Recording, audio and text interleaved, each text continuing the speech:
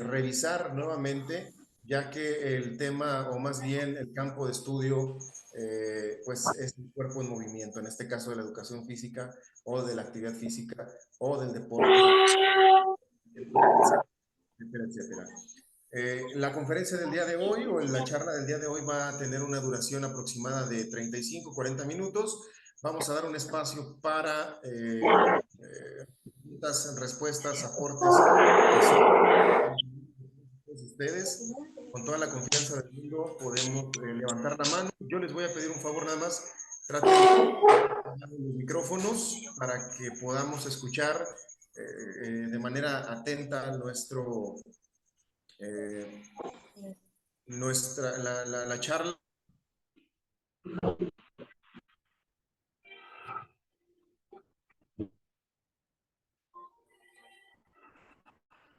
Luis, voy a compartir la pantalla. Me dicen si se puede compartir o no para...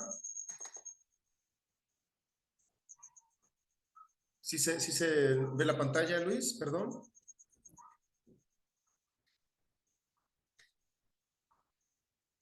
¿Se ve la presentación? Sí, Zain, sí se ve. Ok, perfecto. Bueno, muchísimas gracias. Este tema, capacidades funcionales en educación física, es un tema en boga de todos. Ahora, por las tendencias actuales de la educación física, vamos a encontrarnos que diferentes autores, no solamente en el ámbito de la educación física, de la epistemología o de la ciencia en la educación física, nos hablan sobre las capacidades del cuerpo, las capacidades del ser humano, las habilidades del individuo. En esta tergiversación de los términos o en esta mala interpretación o hermenéutica que se le da a estos términos, sobre todo la filología y la etimología que tienen estas palabras, pues muchas de las ocasiones confunden a los estudiosos de la educación física y del deporte al momento de hablar de capacidades, qué son, cómo se practican, cómo se evalúan, cómo se relacionan hacia la funcionalidad del cuerpo y sobre todo de qué manera nos van a servir para no solamente la práctica del deporte, cualquiera que sea el deporte, y sobre todo cualquiera que sea la práctica de este mismo deporte, llámese deporte convencional, recreativo o de alto rendimiento, como ustedes y su concepción lo valoren, sino también en la vida cotidiana de las personas, ¿sí? ¿Por qué es importante conocer sobre capacidades coordinativas, sobre capacidades condicionales? ¿Por qué es importante saber, en otro tema, sobre esquemas posturales? ¿Quiénes son los encargados o los profesionales que deberán tener formación especializada sobre estos temas? Pues todas estas dudas vamos a tratar de estarlas aclarando, de estar inclusive hablando sobre ellas en este webinar. Cabe mencionar que quisiera pedirles de favor la razón absoluta y la charla absoluta, pues obviamente no la tiene nadie, ¿no? Yo solamente vengo de la manera más humilde a tratar de hablarles sobre algunos temas con investigación documental que he tenido la oportunidad de estudiar tanto desde el ámbito del desarrollo de la motricidad infantil como del otro lado de la moneda, ¿no? Que es el alto rendimiento, y después con investigación en el ámbito de la actividad física y el deporte. Entonces, es un punto de vista que obviamente nace de una investigación documental, es un punto de vista que obviamente también se refuerza con esta experiencia que tenemos los maestros de patio, con el día a día, estar en el patio justamente, este punto de vista que tenemos los maestros que estamos en el campo, ¿no? Porque no me dejarán mentir que en muchas de las ocasiones quienes tratan de exponer este tipo de temas, pues la única o el único acercamiento que tienen es precisamente el campo de la documentación y no tanto el campo de la experiencia en el campo, ahí el pleonasmo. Entonces, vamos a dar inicio con estas capacidades funcionales en educación física.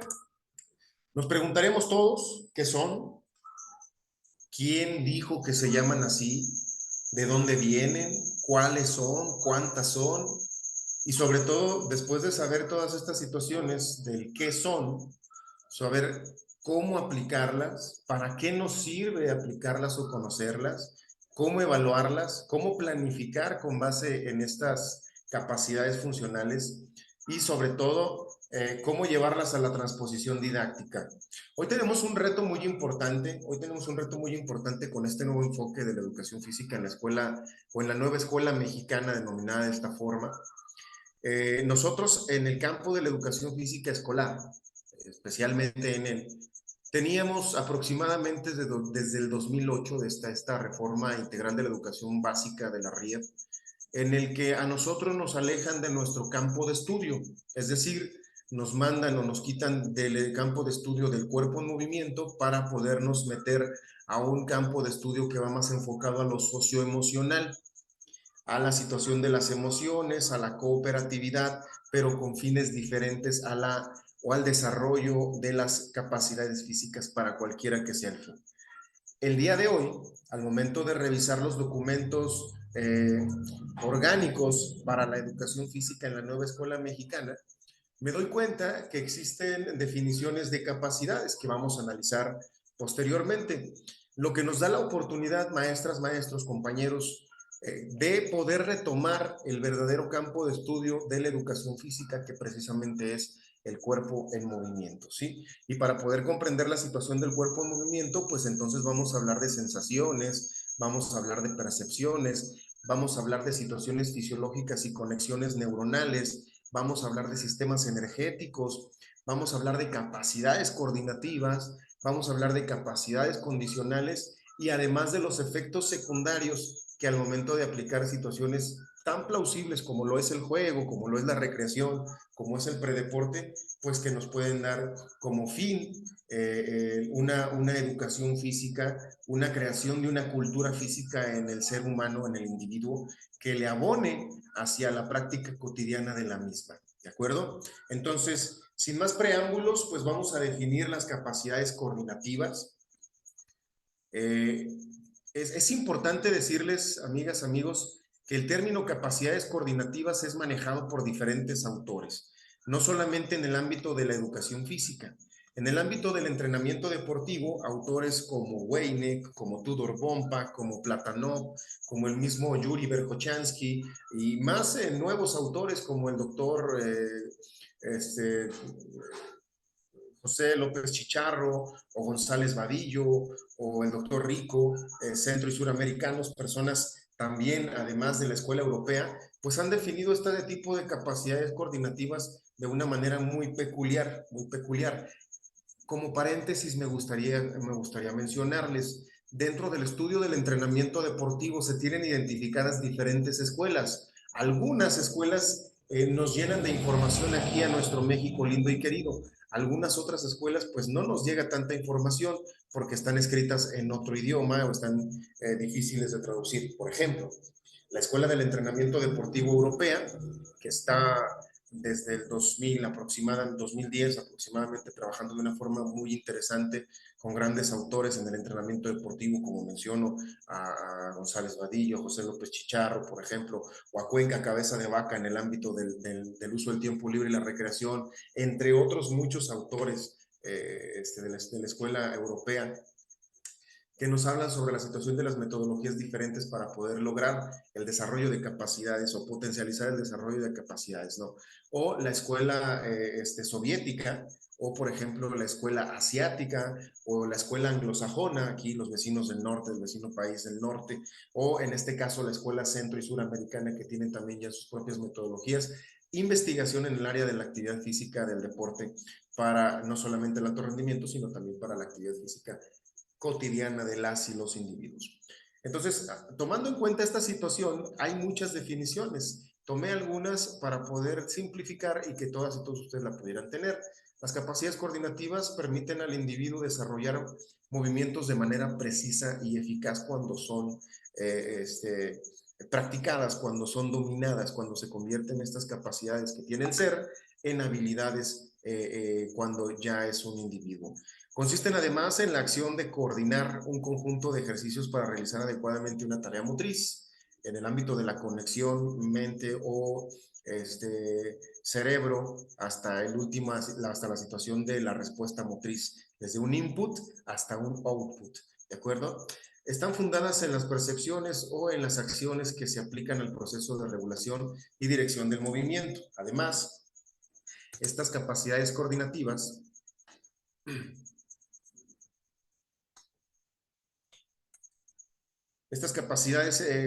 coordinativas están vinculadas con el sistema nervioso y son conocidas así como tal, como coordinativas. Una de ellas precisamente es la coordinación, ya estaremos hablando un poquito sobre ella más adelante, las cuales nos permiten a los deportistas o a los practicantes de la actividad física, para cualquiera que sea el fin, realizar movimientos con más precisión, economía y eficacia, o ahora como lo están denominando, ecología del movimiento, ¿de acuerdo?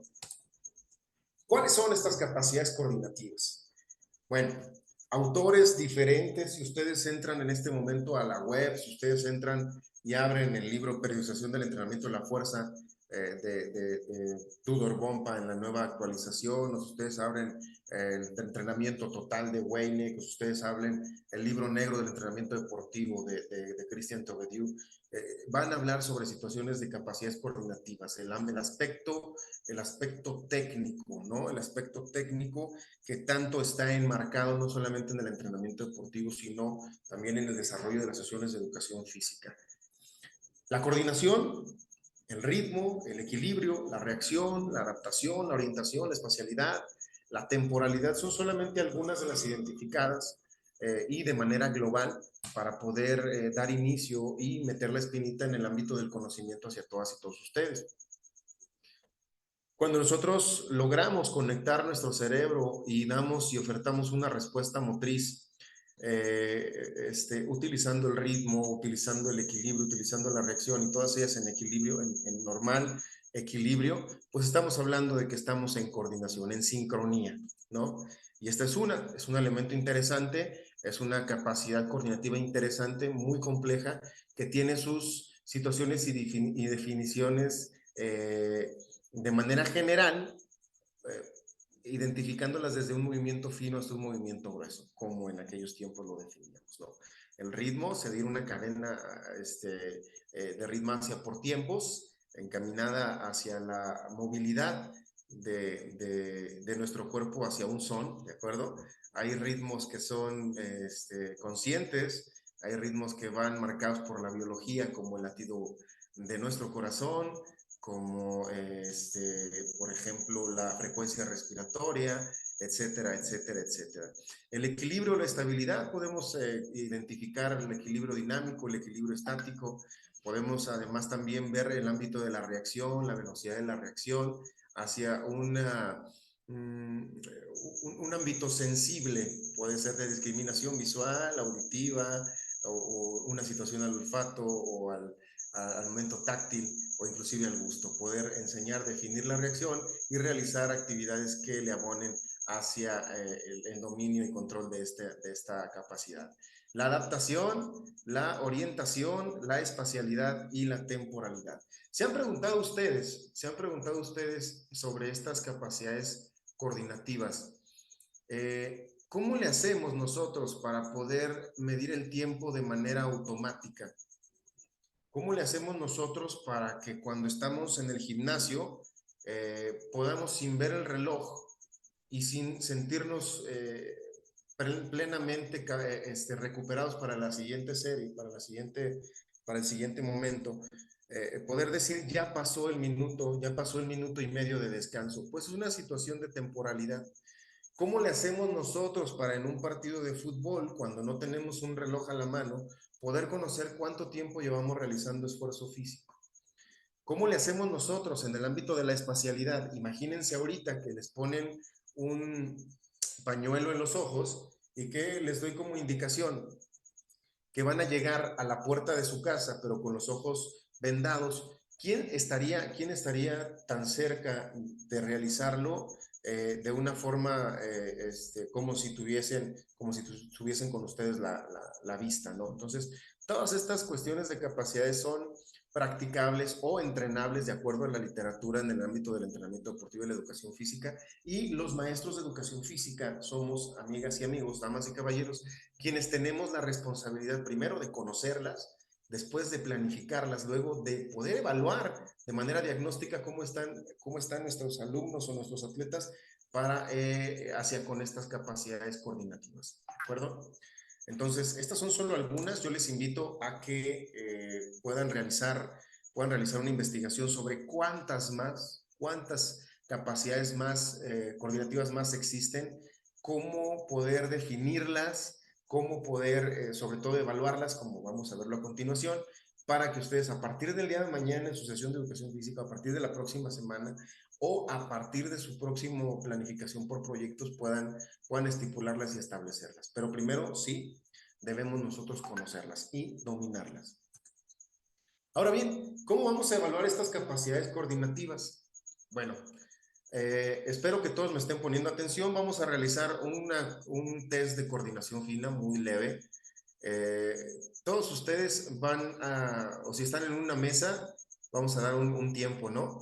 Vamos a hacer un test rápido en el que vamos a colocar la mano, ¿sí? La palma, vamos a colocarla en la mesa, luego el puño y luego el dorso de la mano, ¿de acuerdo? Vamos a llamarlo mano, puño, palma, ¿de acuerdo? Mano, puño, palma. Mano, puño, palma. Vamos a intentarlo, todas y todos, inténtenlo de una manera interesante. Es mano, puño, palma, mano, puño, palma, mano, puño, palma con una sola mano. Vamos a ver cuántas repeticiones, más bien, cuántas repeticiones de mano, puño, palma podemos realizar con la mano derecha, cuántas repeticiones podemos realizar con la mano izquierda y después cuántas repeticiones podemos realizar con ambas manos. Vamos a intentarlo todos. Mano, puño, palma, mano, puño, palma, mano, puño, palma. Y en ese momento estamos nosotros realizando un ámbito de coordinación fina. Hay movimientos sobre todo más finos.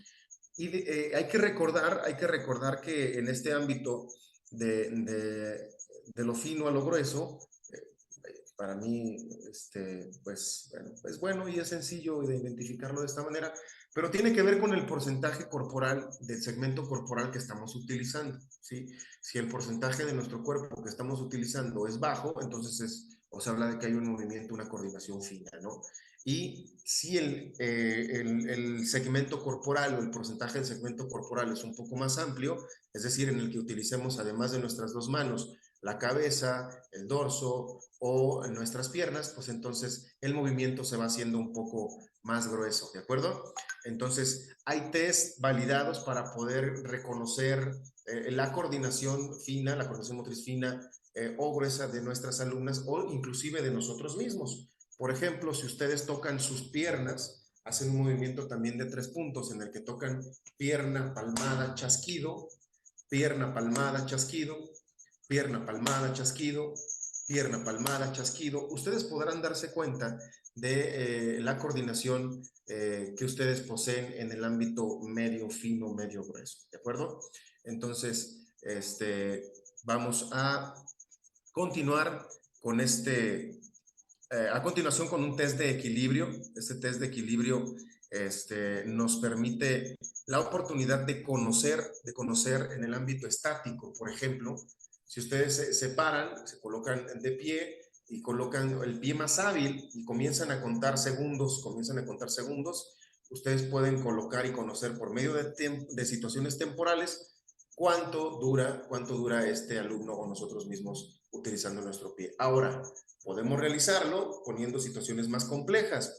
Hay una lectura que me gustaría recomendarles del doctor Luis Miguel Ruiz Pérez y en el que cita al doctor Schmidt, que dice la práctica de la variabilidad de la educación física y el deporte. Ahí nos dice qué variables pueden ser variadas, ¿de acuerdo? Nos dice qué variables pueden ser variadas y además de ello nos puede dar la posibilidad de ampliar las posibilidades, vaya el pleonasmo, para la utilización y la realización de estas capacidades en diferentes juegos. El test de espacialidad, imagínense que ustedes tienen a sus alumnos en un patio, tienen la posibilidad de vendarles los ojos y les dan la indicación de que en cuadrupedia, es decir, gateando, puedan llegar hasta el centro de la cancha, ¿sí? Después de haber dado a lo mejor 2 o 3 vueltas, les vendan los ojos les dicen, vamos a ver quién es el primero en llegar al centro de la cancha, les dan a ustedes un tiempo y la niña y el niño o las niñas y los niños que lleguen al centro de la cancha o al punto central de la cancha, entonces quiere decir que su test en el ámbito de la espacialidad y la ubicación están de maravilla. El test de temporalidad, ustedes van a lanzar una pelota al cielo, y van a contar cuánto tiempo tarda esta pelota en caer a sus manos nuevamente. Y después van a realizar este test en el que cierran los ojos y van a contar los mismos segundos para ver si en algún momento o cuánto tiempo tardan para poder atrapar la pelota con los ojos cerrados, en el ámbito de la temporalidad. El test de reacción, obviamente, podemos realizar uno por medio de juegos en el que al momento de que ustedes digan una palabra, la persona va a tocar el cono o va a tocar la pelota y vamos a ver cuánto tiempo tarda en tocar la pelota o realizar un movimiento como tal, en el ámbito de la reacción. Ustedes saben que una situación de reacción tiene que ver con la velocidad 100%, etcétera, etcétera, etcétera. Estos test ustedes pueden revisarlos en la web. Ustedes pueden buscar de manera interesante, o más bien de manera concreta, estos test en la web y van a aparecerles diferentes. Muchos test que ya han sido validados de manera científica, que ya tienen el proceso científico de respaldo. No solamente son test que uno se inventa o que uno se saca de la manga por cualquier situación o que a fuerza quiere uno enganchar hacia con la capacidad. No, hay muchos test que ya están validados y que pueden darles una guía muy interesante para todos ustedes los pueden aplicar y sobre todo tener un respaldo diagnóstico para poder evaluar las capacidades físicas de sus niñas, niños y adolescentes en el ámbito escolar o en el ámbito del entrenamiento deportivo. Ahora, ¿cómo vamos a entrenarlas? Bastantes libros que nos hablan sobre literatura en el ámbito del entrenamiento de las capacidades. Nos dicen que estas capacidades pues deben ser seriadas. A ver, he visto varias sesiones de educación física de grandes amigos, grandes maestros, en las que ponen una serie de lanzamiento de pelotas a las niñas y a los niños. En esta serie solamente lanzan la pelota en 10 ocasiones y ¡pum!, les cambian el ejercicio. Y las niñas y los niños ya no vuelven a lanzar la pelota en mucho tiempo. Esto me recuerda a que si ustedes van al gimnasio un solo día durante un mes, entonces las capacidades o la adaptación que ustedes van a tener hacia el ejercicio de la fuerza o para generar nuevas adaptaciones musculares, neuronales, o neuromusculares, pues van a estar muy alejadas, ¿no? Pasa exactamente lo mismo. Si nosotros creemos que con una serie de 10 repeticiones de lanzamiento de pelota, las niñas y los niños van a aprender, sobre todo en esta situación de mezcla de capacidades que nos dan el lanzar y el atrapar, van a aprender o van a mejorar su capacidad de lanzamiento y de atrapar la pelota, pues no va a ser muy funcional. Nosotros debemos aprender a que esta situación debe ser seriada. ¿Cuántas series de lanzamiento de pelota tienen que realizar? Series dominadas, series reales, series en las que ustedes elijan si la distancia o el lanzamiento de pelota va a ser a baja altura, a media altura o a una altura considerable, ¿de acuerdo? ¿Cuántas repeticiones? ¿No? ¿Cuántas repeticiones en el ámbito de la adaptación anatómica? ¿Cuántas repeticiones en el ámbito del lanzamiento real? ¿Cuántas repeticiones en el ámbito de poder medir la temporalidad, de poder medir el peso, de poder medir la fuerza con la que vamos a lanzar esta pelota y sobre todo el reflejo prensil o la reacción que me va a dar el momento de atrapar esta pelota? ¿De acuerdo? Entonces, tiene que ser seriada, tiene que ser por repeticiones o por tiempos, ¿de acuerdo? Cuando hablamos en el ámbito de las capacidades coordinativas, por ejemplo, en el equilibrio, o por ejemplo, en la situación de la temporalidad, o inclusive, ¿por qué no decirlo?, en el ámbito de la espacialidad, podemos también utilizar esta situación variable para el entrenamiento de esta capacidad, de estas capacidades.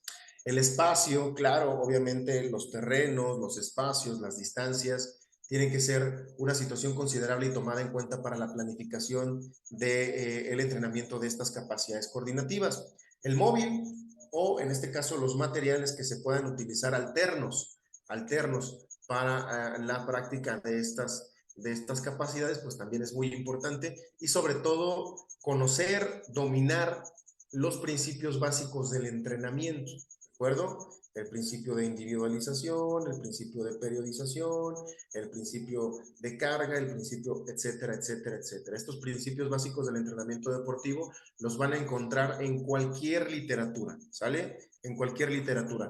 No solamente vamos a tomarlos en cuenta para el entrenamiento deportivo, sino que estos principios básicos del entrenamiento, les pido de favor, los podamos retomar para poder comprenderlos de una manera de sana interpretación hacia el ámbito de la educación física, ¿vale? No solamente hacia el ámbito del entrenamiento deportivo, porque van a ser muy funcionales. Yo se los recomiendo mucho. Ahora bien, las otras capacidades, ¿cuáles son las capacidades condicionales? ¿Sí? Estas capacidades van a depender de la situación de la eficiencia energética, de estos ciclos energéticos o sistemas energéticos que nosotros conocemos.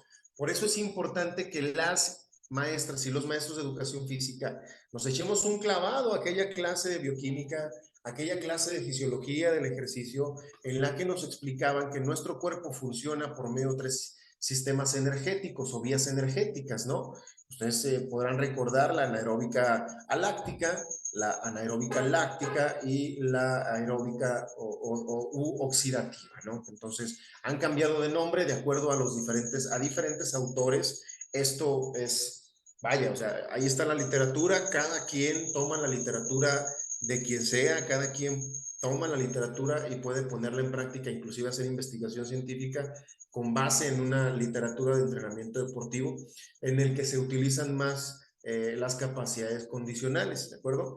¿Por qué se dice que están basadas en estas situaciones energéticas? Pues porque cada una de ellas se periodizan con base en intervalos de descanso para poder regenerar estos ciclos energéticos y poder realizar un esfuerzo similar o a la par del que se realizó con anterioridad. Por ejemplo, si nosotros estamos en el entrenamiento de la fuerza, haciendo una metodología relacionada con el señor Bompa, en la que él nos establece diferentes métodos, más bien diferentes tipos de entrenamiento de la fuerza, en el que inicia con un periodo de adaptación anatómica, luego con un periodo de hipertrofia muscular, luego con un periodo de fuerza máxima, un periodo de conversión a potencia, periodo de resistencia muscular, y le suma un periodo de transición o un periodo transitorio, ¿de acuerdo? Cada uno de estos periodos varía de acuerdo al deporte. Sin embargo, ¿cómo se relaciona esta situación de la periodización del entrenamiento de la fuerza? Pues obviamente cuando estás en un periodo de adaptación anatómica no vas a realizar 4 series de 12 repeticiones con el 80% de tu RM.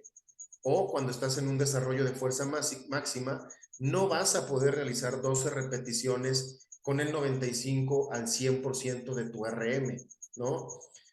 Y cuando estás realizando una situación de conversión a potencia muscular, ojo, no potencia aeróbica, potencia muscular, no vas a realizar 3 repeticiones con el 80% de tu RM, ¿no? Entonces, es una situación que nosotros conocemos como silogismo deportivo, pero esto también podríamos explicarlo en una situación un poco más detenida en otro taller. Entonces, pues bueno, estas capacidades condicionales están enmarcadas en los sistemas energéticos, ¿sí? Y son condicionales porque están condicionadas a su entrenamiento, para su mejora, para su explotación. Y juntas, ellas cuatro nos dan el acondicionamiento físico. Nosotros teníamos la mala definición de acondicionamiento físico. Decíamos que una persona que tenía resistencia era una persona que tenía condición física. Decíamos, ah, mira, ahí va el fulano, no se cansa de correr, tiene muy buena condición física. Sin embargo, para los autores en el ámbito del entrenamiento deportivo, en el ámbito de la educación física, una persona con condición física precisamente es una persona que tiene o que cuenta con la suma de estas cuatro capacidades condicionales, ¿de acuerdo? Cada una más alta, en un pico más alto, de acuerdo a la práctica del deporte que realizan. Sin embargo, un maratonista debe entrenar la fuerza, debe entrenar la flexibilidad, debe entrenar la velocidad. Un maratonista, que es una persona que es especialista directamente en fondos y en potencia aeróbica, ¿de acuerdo? Un ciclista de montaña, un ciclista de ruta, un ciclista o un fondista en esquí de fondo. Entonces, todos ellos tienen que utilizar las 4 capacidades condicionales, además de coordinativas, que son específicas para sus deportes. ¿De acuerdo? Bueno, entre estas capacidades condicionales, pues tenemos la fuerza, tenemos la flexibilidad o flexoelasticidad o elasticidad, como ustedes la quieran denominar, de acuerdo al autor que prefieran, la resistencia y la velocidad. Juntas todas ellas conforman el acondicionamiento físico. Ahora bien, regresando un poquito al tema de las vías energéticas, repito, si ustedes buscan la bibliografía de entrenamiento deportivo, de entrenamiento de capacidades condicionales, van a encontrarse con que diferentes autores en diferentes épocas han realizado investigaciones sobre las vías energéticas. Por ejemplo, Platonov nos dice que el esfuerzo anaeróbico láctico dura de los 0 segundos a los 8 segundos, ¿no? Que utiliza el adenosintrifosfato y creatinfosfato para las buenas cargas, pero de poca duración. Luego nos dice que de los 8 segundos a los 2.5 minutos, nosotros estamos en un periodo de anaeróbico láctico, en el que ya aparece la situación de los lactocitos y se utiliza las azúcares, o en este caso los carbohidratos, como método energético.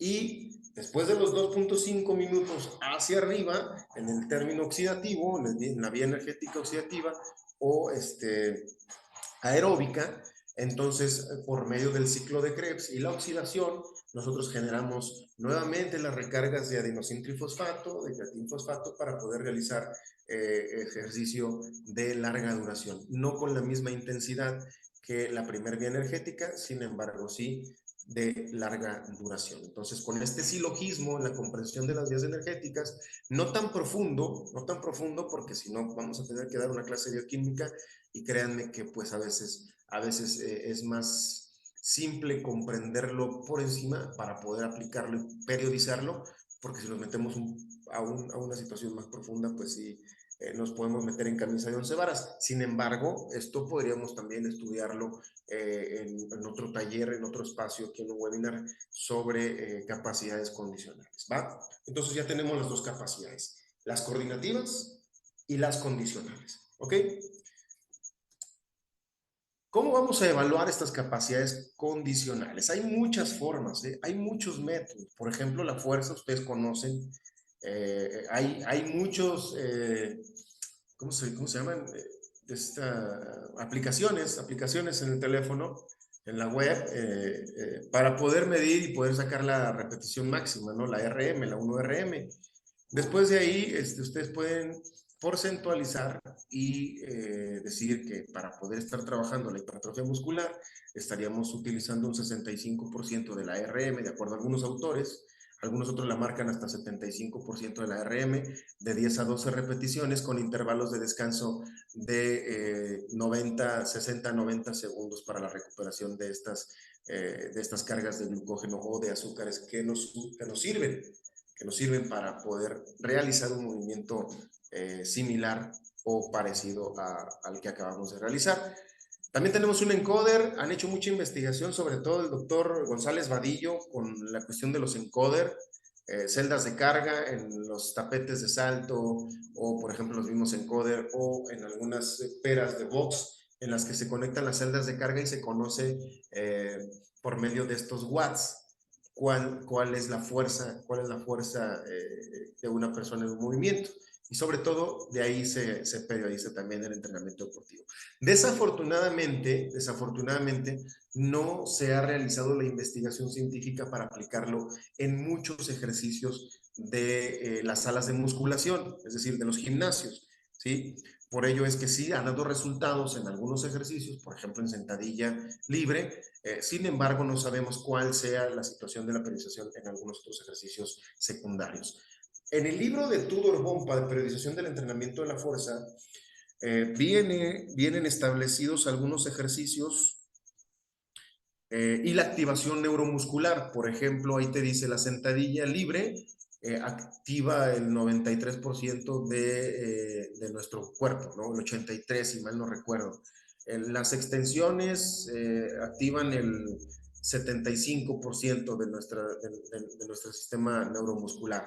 Entonces, sí, está muy interesante eso para que ustedes, si realizan ejercicio en gimnasio, en sala de musculación, puedan, de cierta manera, y si su fin sobre todo es el desarrollo de la fuerza o la estética corporal, pues tendría que priorizarse de esta manera. En el ámbito de la resistencia, ¿cómo evaluarlas? Pues ustedes ya conocen, ¿no? Desde que estábamos en la carrera, tanto sea licenciatura en educación física en escuela normal, o cultura física y deportes, o entrenamiento deportivo, pues todos conocemos el test de Cooper, el test de Queen College, el test de Ruffier, que nos permiten, nos dan la posibilidad de conocer la frecuencia cardíaca máxima de una persona, misma que nos sirve tanto para sacar el consumo de oxígeno, el VO2 max, la potencia aeróbica, o inclusive frecuencia cardíaca máxima, que a su vez se porcentualiza para poder realizar práctica del entrenamiento de la resistencia, ¿de acuerdo? Hay una prueba, por ejemplo, en el ciclismo que se llama... Ay, caray, se me fue el rollo. Pero bueno, es una prueba que consiste en realizar una hora de ejercicio en ciclismo, y nos van aumentando los watts, se relaciona la situación de los watts con la potencia aeróbica, y esto les permite, con la frecuencia cardíaca, y esto les permite conocer, al final de cuentas, la frecuencia cardíaca máxima de un atleta para poder establecer las zonas de entrenamiento, desde la zona 1 hasta la zona 5. Y entonces, por ejemplo, te dicen, ¿sabes qué, señor? Tú tienes un porcentaje de grasa arriba del 22%, necesitamos bajar tu porcentaje de grasa. Tú vas a estar trabajando en la zona 1 de entrenamiento durante tal tiempo, con tales intervalos de descanso, ¿de acuerdo? Entonces, en otro sentido, ¿sabes qué? Vamos a aumentar tu techo de frecuencia cardíaca máxima o tu techo de consumo de oxígeno, vas a estar trabajando en tal zona de entrenamiento, con tales watts, con tal cadencia, a tal frecuencia cardíaca, ¿de acuerdo? Entonces, para esto nos sirven los test de Cooper, Queen College, Ruffier, y etcétera, etcétera, etcétera. La velocidad, pues bueno, podemos hacer un test de a 30 metros, un test de velocidad cíclica o acíclica. Estos también los podemos ver en la red, algunas fotoceldas en las que ya está muy avanzada la tecnología, nos dice cuándo salimos exactamente, nos dice cuándo llegamos al otro punto, pero si no lo tenemos, pues clásico silbatazo, y pues nos va a dar un parámetro interesante para poder planificarlo y sobre todo evaluarlo para poder posteriormente planificarlo. Y la flexibilidad, flexoelasticidad, elasticidad, como ustedes quieran denominarlo, pues esta por lo regular se evalúa por tiempos, ¿no? Hay test de flexibilidad que nos permiten, por ejemplo, medir el ámbito de amplitud de la cintura escapular, entonces, y que pues con base en eso, por centímetros o temporalidad, pues nos dan un resultado variable que de manera diagnóstica y después de un periodo de entrenamiento nos puede dar una mejora o no, de acuerdo a su práctica. ¿Cómo vamos a entrenar? Pues de igual manera, basados en los sistemas energéticos, como nos dice la literatura, series, repeticiones, intervalos de descanso. Muy importante, maestras, maestros, compañeros, entrenadores, son importantísimos los intervalos de descanso. Si nosotros no le damos un intervalo de descanso correcto a cualquiera que sea el entrenamiento de nuestra capacidad condicional, entonces en lugar de tener mejoras o adaptaciones, nuevas adaptaciones hacia neuromusculares o hacia la práctica de algún deporte como tal, vamos a generar una situación lesiva, tanto muscular, tendinosa, articular, ósea, o como mínimo una situación psicológica, ¿no? Me he encontrado a niñas, niños ahí en la escuela en donde trabajo, que están realizando prácticas de entrenamiento deportivo por las tardes. Son niños que tienen la posibilidad de mejorar sus ámbitos coordinativos y condicionales. Sin embargo, me los he encontrado con que no pueden mover su cuerpo al día siguiente, que tienen unas agujetas impresionantes y que inclusive hasta lloran del dolor por las cargas excesivas de trabajo que les están poniendo sus entrenadores o pseudoentrenadores, y con la idea que tenemos en el ámbito social, que si no duele, entonces no sirve, ¿de acuerdo? Es una situación de paradigma que tenemos que romper, Tenemos que romper de manera considerable, porque sí, obviamente por la creación de este ácido láctico y la acumulación del mismo, pues obviamente vamos a crear agujetas que nos van a doler a los 24 horas, inclusive a las 48 horas, ¿no? En momentos peores que inclusive hasta no nos podemos ni siquiera sentar. Sin embargo, es por una situación mal periodizada, por intervalos de descanso mal realizados o por cargas mal planificadas. Esto no debe ocurrir de manera constante, esto no debe ocurrir y pues hay que evitarlo, maestros. Y sobre todo, hay que leer sobre periodización del entrenamiento deportivo y hay que respetar los principios del entrenamiento deportivo. ¿De acuerdo? Si alguno de ustedes gusta, sobre todo literatura en el ámbito del entrenamiento deportivo, me voy a poner de acuerdo con el doctor Luis Carrillo para poder enviarles algo de literatura en el ámbito del desarrollo de la motricidad y del desarrollo de capacidades coordinativas. Otras tendencias, como les decía hace ratito, ya para cerrar este pequeño taller, capacidades perceptivo-motrices, una situación que fue renombrada, no estoy en contra, fue renombrada, capacidades perceptivo-motrices haciendo situaciones a una cuestión de recepción de información externa por medio de nuestros sentidos, el análisis por medio de la percepción que nos la da la experiencia, la recepción de la misma, la decisión y el control para poder realizar un movimiento. Las capacidades físico-motrices que se podían comparar con las condicionales, el nombre físico-motrices, bueno, necesitaría estudiar más el ámbito etimológico o filológico de estas palabras para poder darle significancia, ¿de acuerdo? Pero son las tendencias que estamos actualmente utilizando en la nueva escuela mexicana. Las habilidades y destrezas motrices, que tiene que ver habilidades definidas estas como las que adquiere el individuo. Acuérdense que cuando nacemos somos un ser y conforme vamos especializándonos nos convertimos en individuo.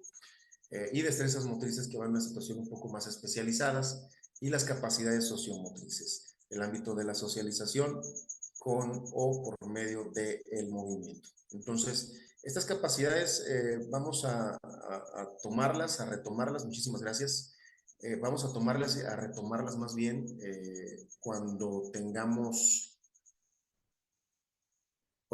la posibilidad de vernos en Villahermosa. Voy a estar allá en Villahermosa en 2 semanas, voy a estar por allá en un taller que está ofertando la FIED allá en Tabasco, gran apoyo con la Dirección de Educación Física.